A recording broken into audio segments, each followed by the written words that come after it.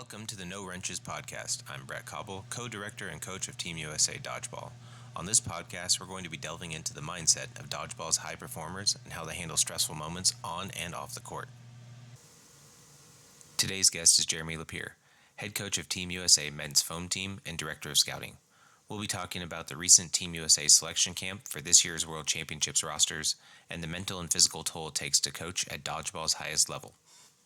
I've been lucky enough to know Jeremy for a large part of my dodgeball career, and I was really looking forward to sitting down with him to pick his brain about the similar challenges we both face. So please enjoy this episode of No Wrenches. Does the public know that you pronounce your last name Coblet, like Chalamet? Do they know Uh, that? no, I don't think they do. Yeah, there's a skill to this, I've learned for sure. I don't know what it is. I don't have it, but I know I when I could hear a good podcast versus a bad one, it's like pretty glaring.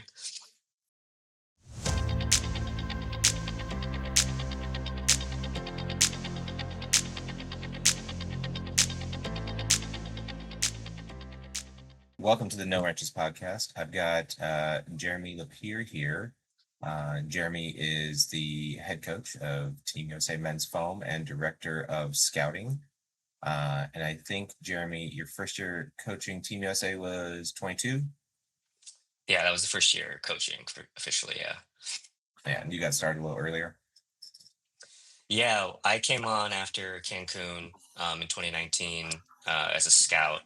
I think maybe the conversation was going to get started there about potentially hopping on the coaching staff, but then everything got shut down. So when we picked back up in like 21, yeah, that's when I came on board officially. And you refed in Cancun in 2019, right? Refed in Cancun in 2019, refed in LA 2018. Um, yeah, those are the two worlds experiences, and then UDC as well. So, been there, Remember doing UDC, Brett? yeah, the 11-hour drive to Vegas from LA. Yeah, that's a memory that I definitely have. Um, and so, okay, I forgot that you had refed at Worlds. Was that kind of uh the start of you wanting to be on the coaching staff? You kind of gotten up close. Uh, I don't know if that was the moment. I definitely still had just kind of an appetite for dodgeball. I was still playing. I wasn't playing as much, but still very much active in the scene at that point. So I think it kind Was of this started after was this pre-rec specs or post-rec specs? post-rec specs. Yeah. Oh, I'm sorry. No, this was pre-rec specs. Okay. Yeah. Oh man, what a time. But no, I think it kind of started after a few conversations with like dodgeball friends. I think one had mentioned like, oh, I think you might be a good coach.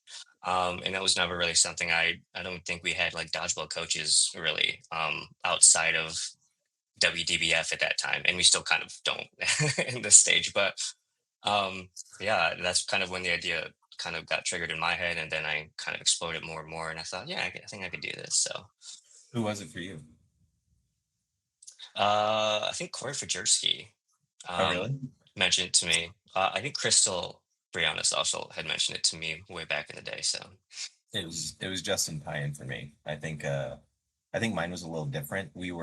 This was about the same time because this was they had just announced that there was also going to be the EDF was kind of that everyone was joining up. We're going to have cloth at World, and so we were running open gyms for cloth at Pan Pacific because I was still in LA.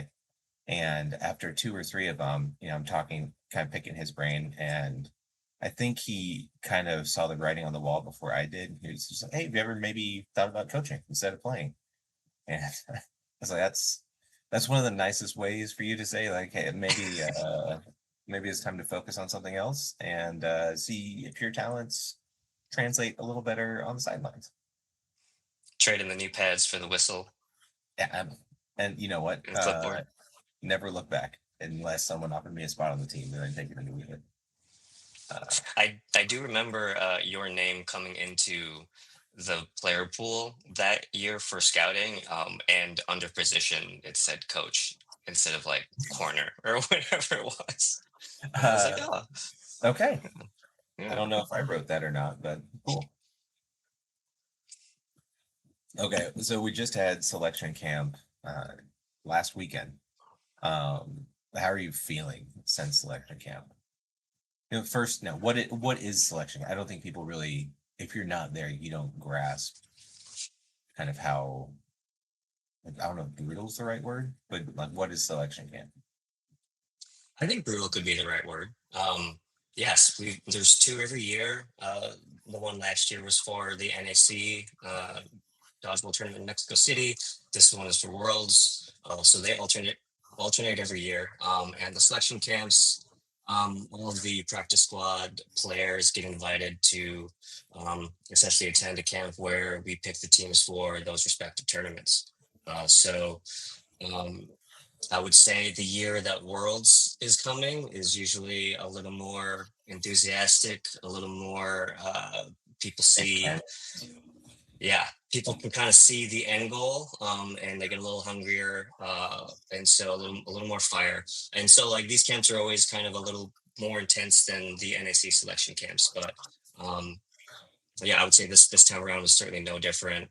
Um, yeah, just lots of competitiveness from everyone. This was the first chance that the guys who were selected from last year for the practice squad got to play with the new additions. And I think that sort of meeting of the others is always an interesting feel. So I think this time around, though, it was probably couldn't have gone any better than I had hoped. So yeah, really thrilled with it. So on the cloth side, and I guess in case anyone doesn't know, I coach the men's cloth team, so this is fun that we get to chat. We started Saturday at 8 a.m. In the gym at 8 a.m. and about halfway through the day, we broke and switched from men's and women's to mixed. But for the guys that were doing both, they were going from 8 a.m. Saturday to 8 p.m. Saturday, and then about 8 to 5 on Sunday. Um, I mean, we had a little break for lunch, and then everyone gets together for dinner and stuff uh, Saturday night, and everyone just basically almost everyone goes straight from the gym to the airport on Sunday. I think it's pretty similar on your guys's, but Yeah, we're talking if you were interested in trying out for both men's and mixed, you're looking at 19 to 20 hours of dodgeball across the weekend, which isn't like super dissimilar than a Premier Tour tournament, but you are spending the entire day facing the best players in the country. So um, there's just a different level to it that it takes to kind of compete throughout the day. Um, yeah, yeah, I think one of my favorite parts about it is that there's nowhere to hide. If you have any glaring weaknesses, they're pretty exposed. If you are head and shoulders above everyone else, it's very clear. Uh, but it's in it like in a normal premier tour, you have some rounds off, and maybe if you're and a lot of these guys are on really good teams, and if you're on a really good team, you can kind of just kind of bullshit your way through a couple of games here and there. And this is just it is go the whole time, like adrenaline. Everyone, a couple of days afterwards, like I'm still tired, I'm still exhausted. And I don't think people really grasp like it is a hard weekend, and it's really nice to have it. This wasn't intentional when we planned it, but it was really nice to have a holiday weekend the next weekend so we could all just kind of crash out and recover. yeah, I don't envy the players. I know personally, I was exhausted after it, so I can't even imagine uh, Yeah, actually playing dodgeball for that amount of time. my knees and quads were on fire the next day. I don't know the knees I get because I'm old and I'm falling apart, but the quads I was like, I don't know how this is a thing. Like, why are my quads hurting? I didn't do stairs or hills or anything. I've never been so tuned into arch support, just pacing back and forth. But What are yeah, your coaching shoes? What do you have? I'm sorry. What are your coaching shoes? I got some Yonex. They're badminton shoes. Um, those were the last pair of shoes I bought for dodgeball before I decided that I was done playing dodgeball. So they've turned into my coach shoes. I'm probably due for a more comfortable pair. I've got some Under Armour shoes. I don't know the model, but I know that I think the sole is like a good 2 inches of just pure orthopedic foam. It's Nice. the only thing that, yeah, never felt older in my life than be like, how foamy are these? Arch support? I can stand on these all day. Yeah. Uh, So I know you're coaching men's foam now, but in the past you also did mixed foam. What was the shift for you to just focus on one team? it was almost entirely just the bandwidth. You know, I think, for me personally, if I want to be like the absolute best coach I can be, and kind of give it all to a team, I can do that, but I can't do that for two teams. And so I think either way you slice it, I was going to shortchange somebody, and I think the players they play too hard, they invest too much for a coach to not be as invested into them and taking it as seriously as them. So,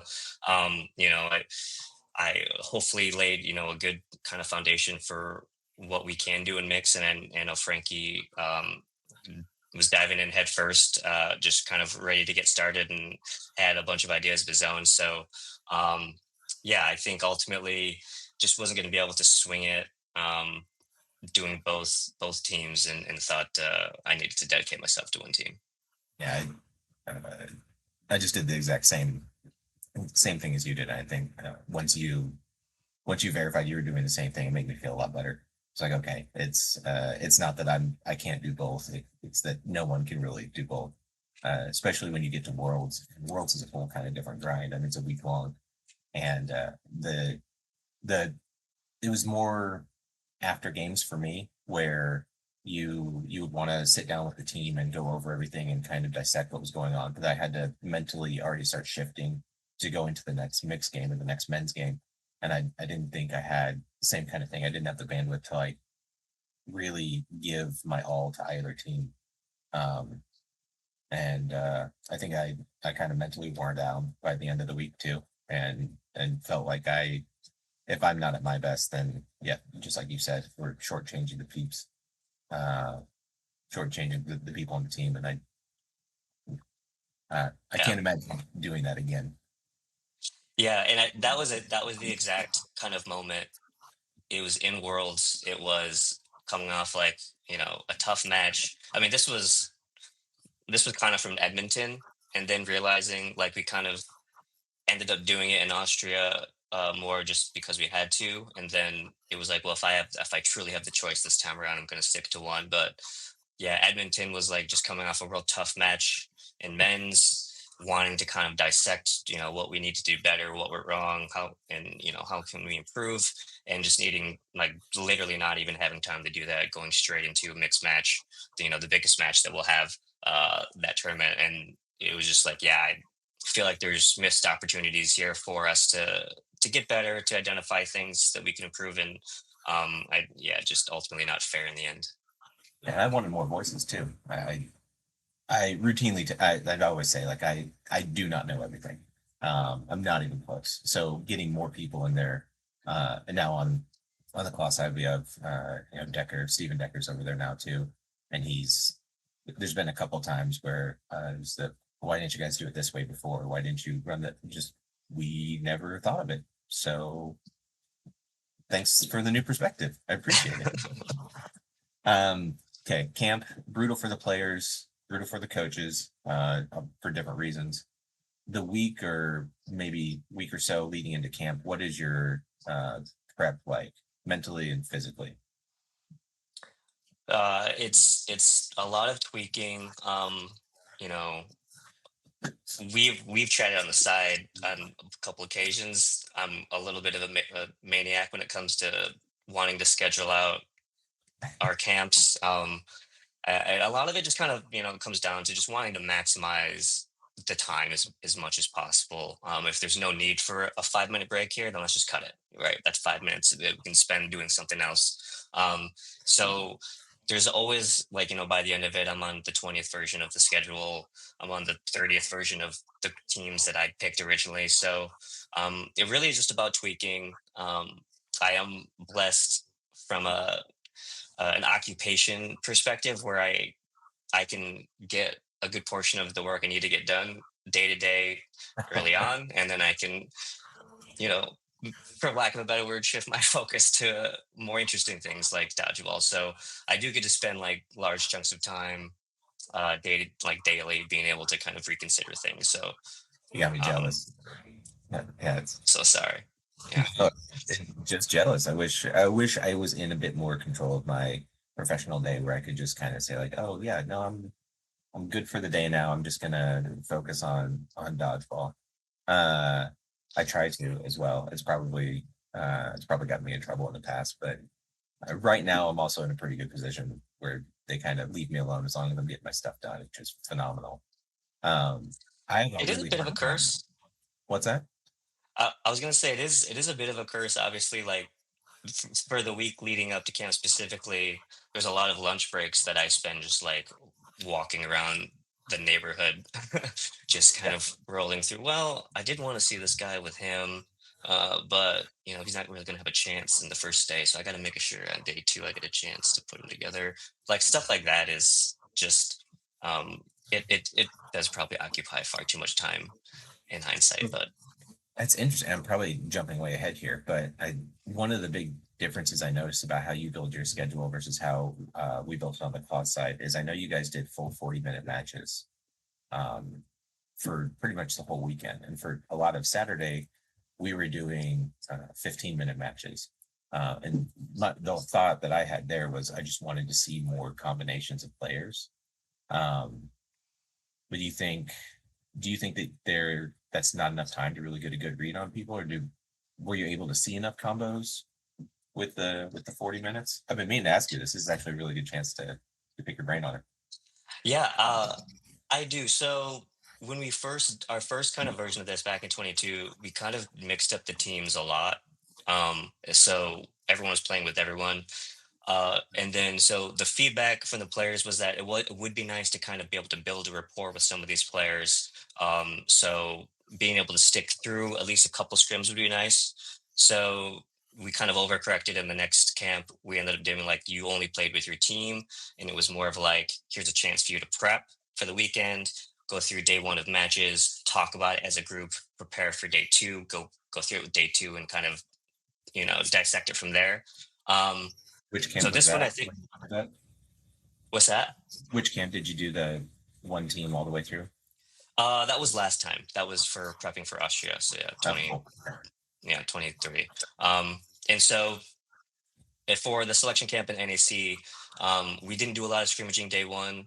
That was part of the feedback was like we do need to do more scrims. We tried to do some drills. There's value in drills for sure.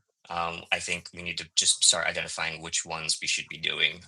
But I think this one was kind of the perfect marriage of, uh, the players want to play. Let's put them in a position to play against each other a lot.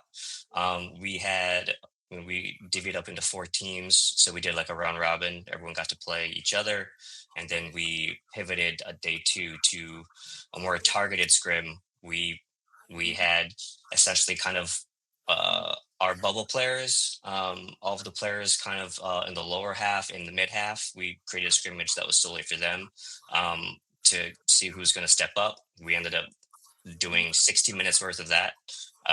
And then we kind of identified the people who were performing the best throughout the weekend. And in that scrimmage specifically, elevated into our final scrimmage where they're facing kind of our top guys who, separated themselves throughout the weekend, like you mentioned. So um, I think, I think the getting the full 40 is good. I think, getting it more often across the board is good. But I do think, finding ways to mix it up. And I think ultimately we ended up doing something like kind of similar without really talking about it. Um, like I think you guys ended up doing like somewhat similar as well. Yeah, yeah. We definitely switched to day two to switching to more like I think we did 30 minutes. We scratched a lot of the drills. I agree with you. I think the drills are really important, um, especially that first camp when you're getting ready for NAC, to kind of be like, this is how we're doing these certain skills. What your counter from the back line or chasing someone down, or this is how when we run a play, just a general play in cloth with the way that the Burden clock works. We want to come together and spread out, and just we kind of want it to look the same every time, and that's a lot of those drills are really important for that. Um, and I get it. Like as a player too, I don't want to do drills, but just we have to. I think one of the biggest things that we have to do as coaches is get everyone on the same page and get everyone like speaking the same language. And it's hard to do if you just throw everyone in scrimmages, and then because once they're playing too, you don't want to stop the game a whole bunch because you just want to evaluate on playing there. But yeah, we kind of we did a similar in the second day too, of sort of where that natural break in players was, to try and kind of see, well, if we match these guys against these guys, or these, where is our evaluation consistent? Is this guy going to step up and look a lot better, or is this guy going to kind of wash out? And maybe he was fortunate in some matchups that second day. And it's tough, and I still have hours of video to upload to a private YouTube so everyone can just kind of watch. And then the worst part about that too is the absolute best play of the entire weekend. My camera was dead. So that was like, and it would have been a perfect angle on it too. It's like clip that and be like, this is what camp is like. And I looked up at the camera and just went, nope, no light on. Super. What are the big? Oh, go ahead. I was gonna say the one thing we had to adapt to was the 3-minute sets. That's new to us. So I thought, even extra important to kind of start getting a feel of 40s with 3-minute sets, since it's just not something that we're used to yet. Yeah, it's definitely some of the rule changes too over on the cloth side that I've been very vocal about not loving. We had to drill some of that too. What are you talking about? Well, and little stuff that we don't that are still penalties in USA that just aren't. Our punishments aren't as severe. Like if you get out, you have to set the ball down where you are. I think on our side it's still just forfeit the ball, but it's a full-on blue card when you get to Worlds, and it's a huge punishment for something so tiny. So no, we don't have enough time for me to get into the rules. I'm still waiting on my invite for that podcast. But yeah, so were there any other huge changes from 22? I mean, I think we kind of keep evolving with what we're doing. For us in 22, since cloth was new as a ball type for us, there was so much just instruction and guesswork that was happening. How they're going to call this, how they're going to call this. And now that we've got a couple worlds under our belts, it's different. But any huge changes that you're really happy about, or really that you regret since your first camp? Honestly, I think a lot of it is just kind of a mindset shift. And we talked about it with the team going in that, you know, it is another selection camp. We had one last year, but last year's selection camp is going to be very different than this year's selection camp, for obvious reasons, but also just that, like, you know, the first part of the cycle is about, getting better as a team, kind of raising the floor, getting everyone on the same page, doing a lot of teaching. And this camp is a lot more about, like, this is the time to perform. So show me what you know already. Um, uh, Yeah. and that being said, it was still super, super nice to see all of, the vets on the foam side, especially, just being so helpful, going up to guys, telling them what they need, what they can do better. The new guys being very open and open and, like, ready to receive feedback, and also willing to, like, they went searching for a lot. So, I think finding that middle ground between being cutthroat and competitive, but also knowing at the same time that, if this guy wins, then I win. If he wins, if I win, this guy wins. Like, we're all trying to push each other to get better. Yeah, and I think building that legacy for the future too, right? Like your guys that some of our guys, especially on the cloth side, we're getting a little older. So being able to say, I gave him that tip, and and hopefully just keep building for the future, because this it doesn't just end after Bangkok this year. Like we ramp up again pretty fast right afterwards. It's turned into pretty much an all year long process for us on the admin side. Yeah, scouting side as well. Yeah. Yeah, I mean, technically, I guess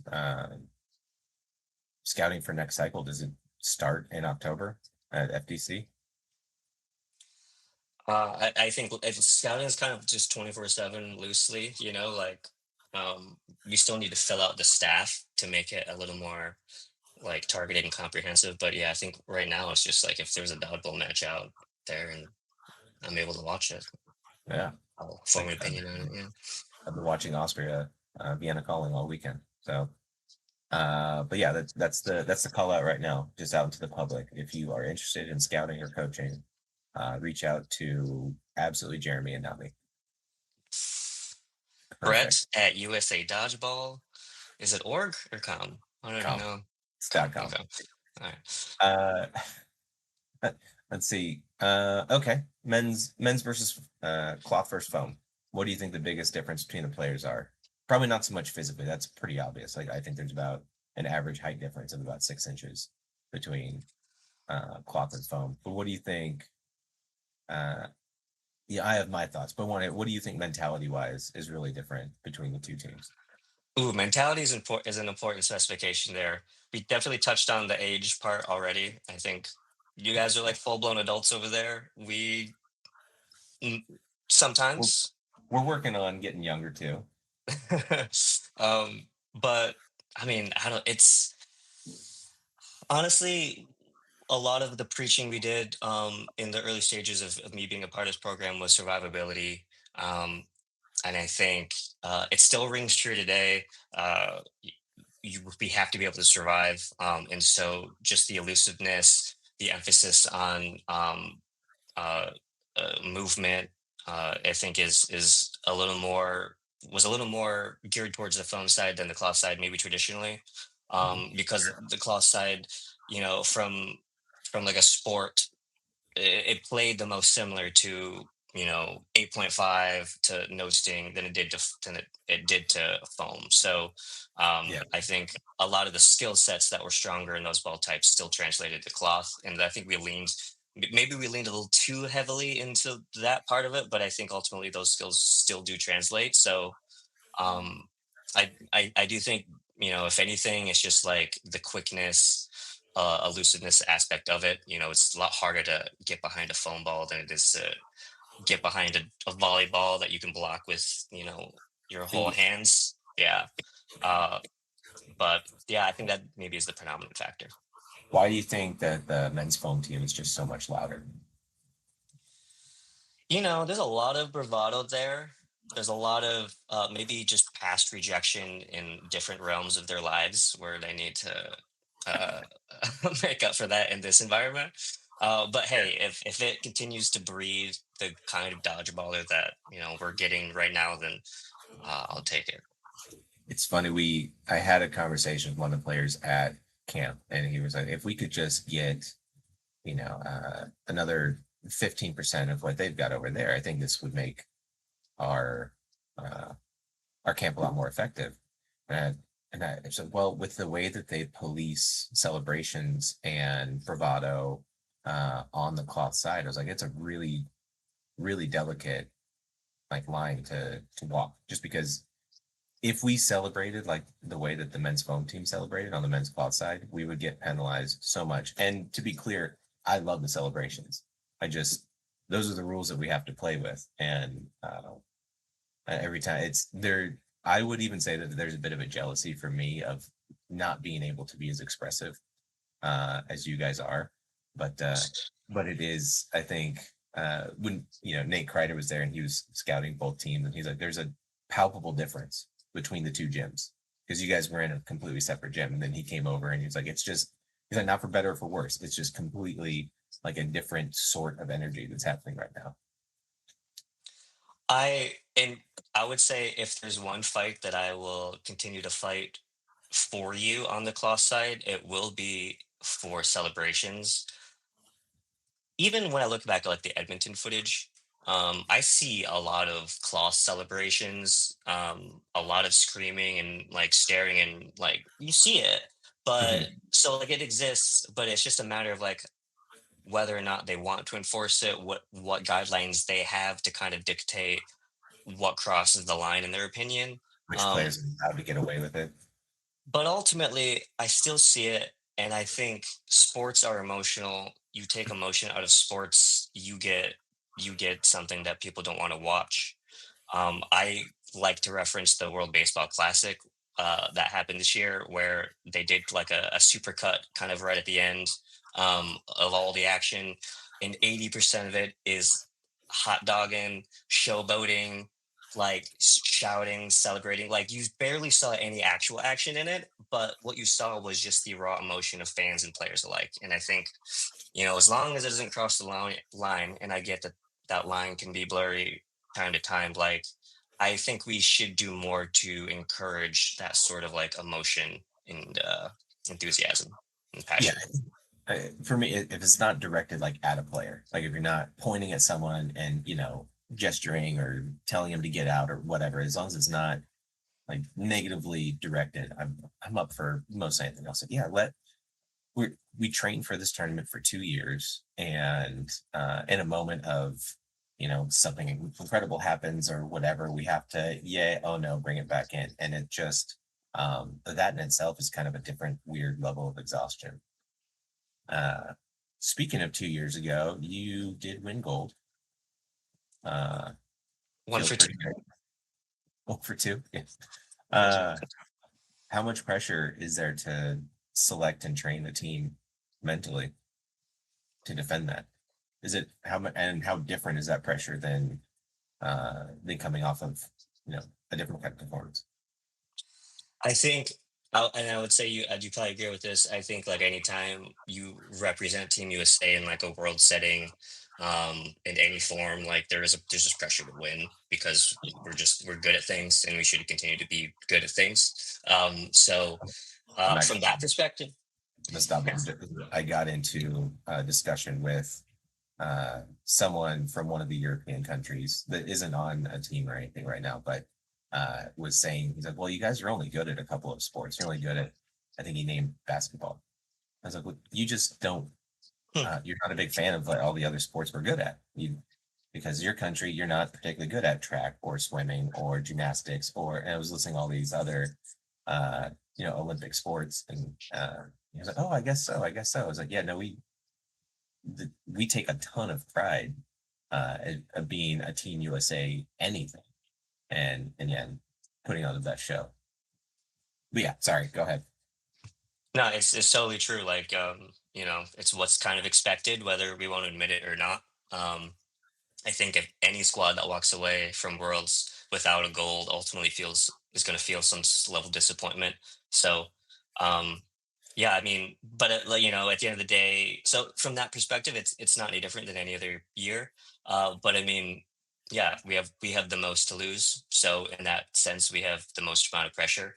Um, and I think that's kind of I where like the no end to up kind of came from. Whereas like, listen, like, yeah, we have the most to lose. We're gonna get everyone's best shot. Um, if we want to continue to carry the torch, we need to, not pretend that this level that we're at right now is going to be good enough in 2 years. So, it's continuing to push forward.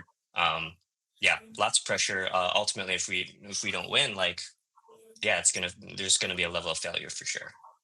How much of that do you internalize as like your job?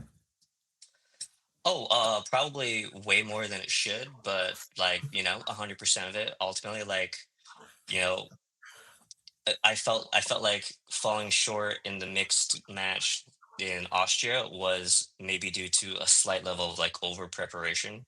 I think I've talked about it a couple different times, but just like we tried to focus on everything, and we kind of lost sight of like the few small things that were going to be the most effective ways to win.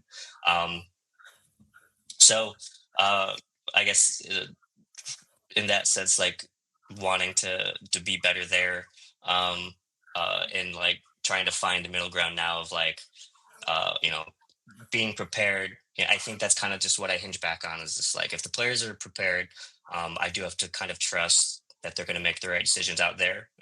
We as coaches have to live and die with their decisions out there. So the only thing we can really control is just preparing them for that situation ahead of time. So when the situation comes up, they're able to prepare adequately or perform adequately. I'm a huge Ted Lasso fan, and I think anyone that's been subjected to my team meeting PowerPoints probably gets that pretty quickly. But that's I remember he's talking to his kid in one scene, and he's like, "Well, it's not like football. Like I once they're out there, they're kind of just doing their own thing. Like we've prepared them as much as they can, but we're not as dodgeball coaches, we're not sitting there on the sidelines doing run this play or do this strategy or whatever. But if we see something, but it's also really hard just to get that message in to the players. So yeah, once they're out there, it's like we'll try to reconvene it at halftime. But yeah, I think the timeouts, like people, what do you talk about the timeouts? And most of the time, I'm using it to break the other team's momentum if they start kind of getting on a hot streak or something like that, more than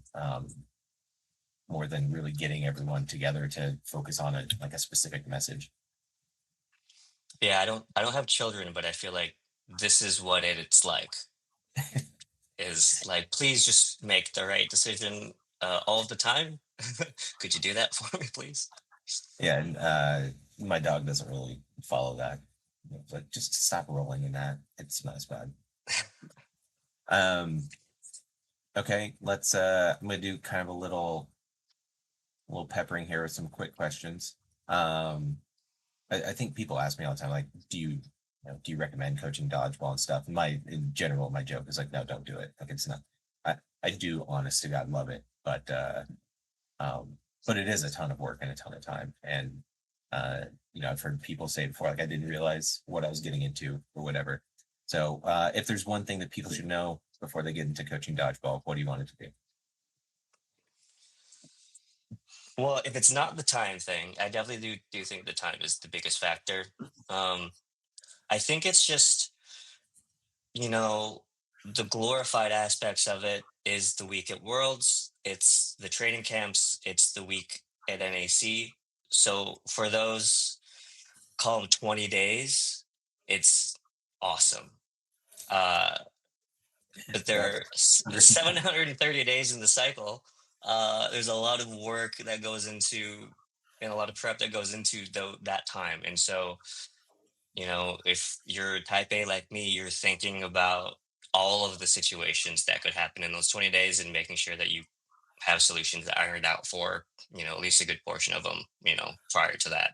So, uh, I would say just a subset of the time is knowing what you should be spending that time doing, um, because there's not a single day since I've been a part of this program that I haven't at least thought about dodgeball like in some capacity.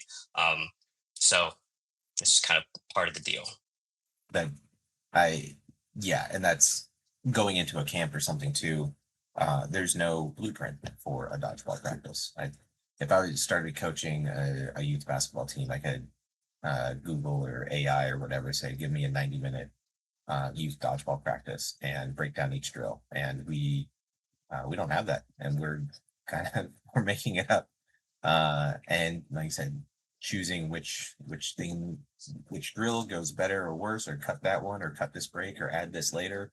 Yeah, we're a very very small club of people that we can bounce these ideas off of. Um, Thinking about you think about dodgeball, coaching dodgeball every day. I understand trying to take those nights off is very tough. What I know it takes a mental toll. Um, I've seen it, I felt it, and I think you're one of the loudest voices of, to me at least, being like, "Hey, you're gonna burn out. Hey, you're gonna burn out. Like you need to take some time. Just go on a vacation, go out to dinner." So, what would your ideal coaching wellness program look like?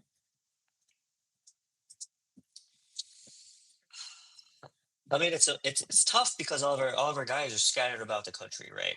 Um, a lot of our communication is this way, or through texts or calls, group chats. So, um, you know, physically, I'll be the first to admit that I'm the last to eat. I'll be the last to take care of myself. Like I want to make sure everyone else is covered first. That's obviously like not super healthy. But I think we're both kind of alike in that sense. That's what makes it good. So Yeah.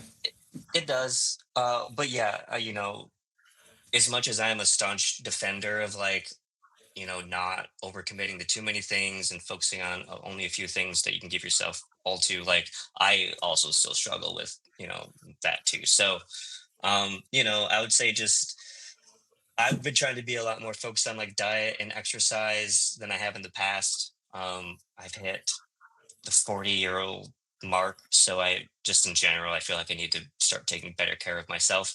Yeah, it Um, hurts. It physically hurts. Yes. yeah.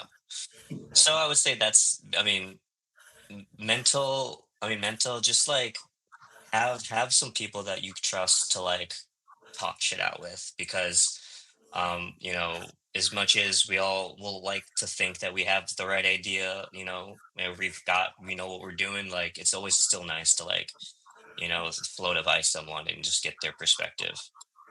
I remember one time specifically, and I was arguing a point with you about roster construction, and you're like, we don't have to do it the same way. And it was a weird light bulb moment for me. I was like, oh yeah, no, we don't. We thank you. Yeah, okay. You do it your way, we'll do it our way, and let's go on with life. Yeah, I think Uh, we've done a good job, like kind of aligning more than we have in the past. Like, our sort, but I think fundamentally our squads will function a little differently. Each squad will, so we do have to tailor, what we do to that. yeah, and I think they have to for different Mhm. reasons, just from the knowledge of the game that in general we have in foam is a lot deeper than in cloth around the country. And just little things, just roster construction and whatnot. It's you know, Not it's anymore. one of what? What do you mean? This not any. This is the year. This is the year, baby. Of what?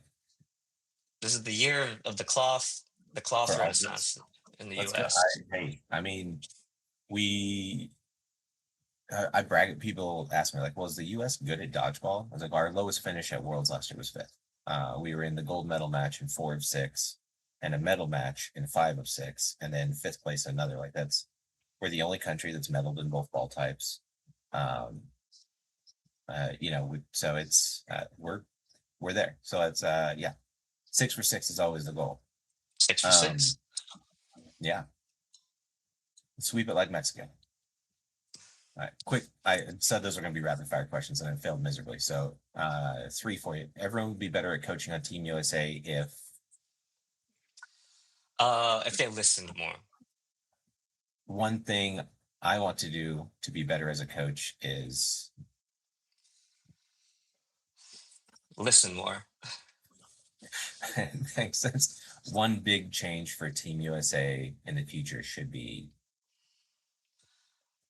More doers than thinkers. I I love think in that. general we've got a lot of the right ideas. People have said them. I think they're out there, and I think we just need to like settle on the ones that make sense and execute them. Um, but I think uh, what I think we might have a problem doing too much is just everyone has an opinion and everyone has an idea, but it's like the action. Like you, Yeah, you need to see the action. Otherwise, I don't really care what you have to say if you're not willing to kind of put in the time to be that change. I think we get caught up in the moment too. And okay, this is a thing that needs to be done right now for booking a gym or the minutia versus okay, what's our 2 year, 4 year, 10 year plan, whatever, um, to be to continue to be successful. And since we're all kind of wearing multiple hats, coaching, scouting, working a job, having relationships, like uh, it's really hard to get dialed into more than just the whatever's just right in front of you. Okay. What? Let's see. I think What other good questions do I have for you? Uh, that's most of it. I'm with you on the listening too. I think it's a lot of the same thing. Like we have to handle everything that's just right in front of us. So people do have good ideas. I try to listen, but also sometimes it's just that sounds great, but what's the actual plan to get that done too? Like, hey, we should get sponsors for all of our uniforms. Yeah, Sounds great. who you got for me? We should pay all the refs. Sounds great. Absolutely. Show me the money. Where's Yeah. that money coming from? And I know that's not like a skill set that everyone needs to have in terms of like being able to nail down X, Y, and Z of how to get that done. But I do think like, and this is something that we've been really preaching on the foam side, is like, I'm not really asking the guys to shag anymore. I'm not asking them to like go help set up or break down. I mean, like it's more or less kind of built into the culture now. Like if you like I want to build up my squad so that other squads like admire them and respect them and want to be at like the top level. And with that, like the cliche is just the, more power, more responsibility. And it's like, yeah, it doesn't mean that things get easier and that things get handed to you more often. It just means you're in the spotlight more. So it means everything you do now carries a little more weight, which means that the picking up of tape after a long day of tournaments without someone needing to like hunt you down to do that, like stepping up to the plate when it matters as as a volunteer, is very much at the crux of what we do. So high level dodgeball, being dogs, sure, but also being members of the community that can be respected in that sense. And I hear people say that too. Oh well, I'm being looked at closer now. Well, yeah, you did. You are. You've you've earned it. You've earned the accolades, but you've earned the pressure, and you've earned the scrutiny. So if you want to continue at this level, that is uh, the weight that comes along with the success. So make your choice. If you don't want to, then don't try to participate at this level. And that's fine. It's not for everybody. But yeah, there's more to it. Um, I did actually at the last Worlds, as we were walking off, and we just lost in overtime in the championship, and I'm in a very emotional spot. And not that anyone in dodgeball has ever seen me cry, but one of the coaches or players from another team actually just stopped me. It's like, no, I thought he wanted to trade jerseys, but he's like, no, I just want you to have it. Like we've enjoyed how you guys have played this whole week, and you do things the right way, and you play the game the right way, and just take this jersey. And it's like, oh, which player do you want to give this to? It's like, no, this is for you. It's for you, coach. And that was probably might have actually been the proudest moment for me. Of like, it's like, okay, we are as we're building it the right way. And people, well, we ended up playing them twice in the tournament, just the way it worked out. So it was like that is a team that should have not liked us for all the competitive reasons. So that was very meaningful. I will say, if to go back, if there's one thing that I do want to do better as a coach, this isn't something that I want to get used to ever doing, but it is about how to like what you say to your team after a loss, because it's not something you're necessarily prepared for. And I think that's something I wish I would have done better. I think I immediately started to kind of dissect it like from the analysis side about like why we lost. And I think in that moment, that's not the move. To be fair, there's probably not a lot that you could say in that moment that like, anyone's gonna like it's gonna relieve any of them. But I would say, being better after losses. Not that I really think I'll have to do that too much. That would be I something I'd like to be better at. Yeah, I hope you don't have to figure that out in the foreseeable future. Yeah. Um, Me neither. I would like to not have that speech prepared and ready to go. Um, If great. there's nothing else, I have just one thing for you. Yeah, hit me. Obviously you helped with the cloth scouts on the cloth scouting side. We, you know, picked some really strong individuals. We got a really strong squad. I had I was probably a little more excited for the cloth squad than I was the foam squad, and kind of at the end of it all. So I would say now that you've got your kind of final form guys and you had your combine, how do you feel about your squad, and if you think it's kind of the most competitive if that the squad has been? Um, the easy answer is yes. The since 22, when we did our first camp in Denver with the wet floor. Uh, you guys weren't at that camp, right? Because you were off doing the Ocho, right? Yeah, it was. Don't even. The Yeah. floor was actually, there was like a weird humidity issue, and the floor got slick, and partially through that first practice, we had to say no one can be playing over 50% speed because there was actually a danger, and we ended up cutting it just because every time someone tried to plant and throw, their foot was sliding, and we did what we could, but is what it is. The I don't know if the best player from that camp would make this team. And some of the guys are the same guys, but it's just the skill level has gone up so much, and it is a lot of pride, and it is phenomenal. Watching the guys play at combine, kind of looked like a top like the top cloth teams that we've seen play. The speed has really gone up, just the overall athleticism and game knowledge, and things that we used to have to stop and correct. Players were correcting themselves, saying like, "Hey, don't make that throw," or "Make sure you put the ball down," whatever the case was. So, I am very very excited to see these guys.